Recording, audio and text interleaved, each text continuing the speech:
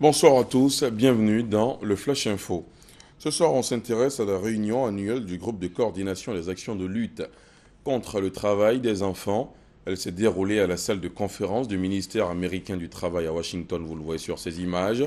Rencontre au cours de laquelle l'engagement et le leadership de la première dame de Côte d'Ivoire, Dominique Ouattara, présidente du Comité national ivoirien de surveillance des actions de lutte contre la traite, l'exploitation et les pires formes de travail des enfants, ont été saluées. Et cette information fort encourageante pour la Côte d'Ivoire, le pays est classé au premier rang des pays d'Afrique subsaharienne dans le domaine des potentialités et opportunités d'investissement en agribusiness. Cette évaluation a été basée sur des variables mettant en exergue la corrélation entre les investissements agricoles, la taille du marché, la croissance et la productivité agricole. Vous aurez plus de détails dans la grande édition. Le Premier ministre Daniel Kablan-Duncan a procédé hier à Bouaké au lancement de l'introduction du vaccin antipoliomyélite injectable dans le programme élargi de vaccination en Côte d'Ivoire. Cette méthode vient accroître les chances de la Côte d'Ivoire d'éradiquer cette maladie invalidante. À cette occasion, l'Alliance Gavi a offert à la Côte d'Ivoire 40 véhicules et 330 motos destinés au programme élargi de vaccination. Aujourd'hui, 26 juin, célébrée la journée internationale contre l'abus et le trafic de drogue, occasion saisie par la plateforme des organisations de la société civile et des médias pour le plaidoyer en faveur des usagers de drogue en Côte d'Ivoire pour prononcer une conférence, une manière d'interpeller les pouvoirs publics à une prise de conscience et réclamer plus de droits pour les usagers de drogue. Reportage. Ce 26 juin marque la célébration de la Journée internationale de la lutte contre l'abus et le trafic de drogue. La plateforme des organisations de la société civile et des médias pour le plaidoyer en faveur des usagers de drogue en Côte d'Ivoire choisit ce moment pour inviter le gouvernement à s'inscrire dans la campagne mondiale « Soutenez, ne punissez pas ». À travers cette campagne, les initiateurs invitent le gouvernement à mettre fin à la guerre contre les usagers de drogue. Selon eux, cette guerre n'a ni réussi à réduire la demande ni la consommation de la drogue. Nos pays ont mis l'accent sur la répression qui pour nous ne donne pas le fruit escompté. Parce que quand on les punit, ils vont en prison, ils reviennent, ils deviennent encore plus durs en termes d'usagers, en termes d'utilisateurs de drogue. Et donc pour nous, il est important que l'accent soit mis sur le soutien, que ce soit psychologique, médical, pour leur permettre d'être resocialisés. Pour réussir cette campagne, la contribution des médias s'avère nécessaire. C'est pourquoi les initiateurs ont associé l'Union des radios de proximité de Côte d'Ivoire, URPCI. Une initiative à laquelle le président de l'URPCI adhère pleinement. Notre rôle, justement, sera de faire des productions sur le sujet.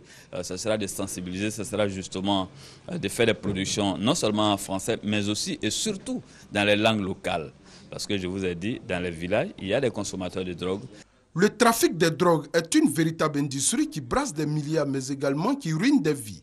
C'est pourquoi la guerre contre ce fléau doit être l'affaire de tous. Seulement en Côte d'Ivoire, pour cette année 2015, plus de 2 tonnes de drogue ont été saisies et des dizaines de fumoirs détruits. Dans l'actualité politique, ces chiffres annoncés ce vendredi par la CEI, selon le vice-président de l'institution, Gervais Koulibaly, à la date du 23 juin dernier, la commission est à 317 878 enrôlés dans la catégorie 1, qui est composée des personnes qui ont changé de nom ou de domicile. Quant à la catégorie 2, comprenant le nouveau requérant et les nouveaux majeurs, il a avancé le nombre de 108 187 enrôlés. Bilan de la commission électorale indépendante qui intervient à 3 jours de la fin de l'opération de révision de la liste électorale.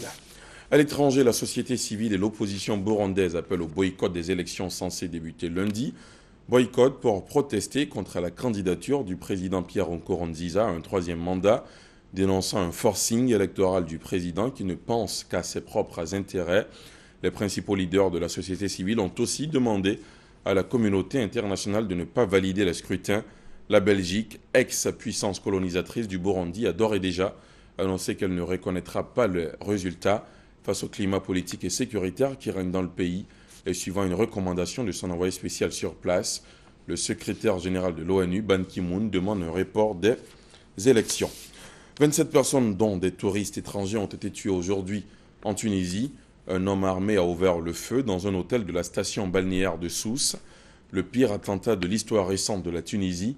Cette attaque frappe un pays qui voit monter la menace terroriste depuis sa révolution en 2011. et survient près de 3 mois après l'attaque sanglante contre le musée du Bardo à Tunis qui avait déjà porté un coup dur au secteur vital du tourisme. Et puis cet autre drame survenu cette fois en France, une attaque dans une usine de gaz industriel située à Saint-Quentin-Fallavier, près de Lyon, a fait un mort et 2 blessés ce matin. 2 hommes ont été interpellés, ainsi que l'épouse du principal suspect. Ce dernier a été interpellé par un pompier. Il avait été fiché en 2006, mais la fiche n'a pas été renouvelée en 2008, à en croire Bernard Cazeneuve. C'est la fin de ce Flash Info. Merci de l'avoir suivi. Prochain rendez-vous avec l'info à 20h.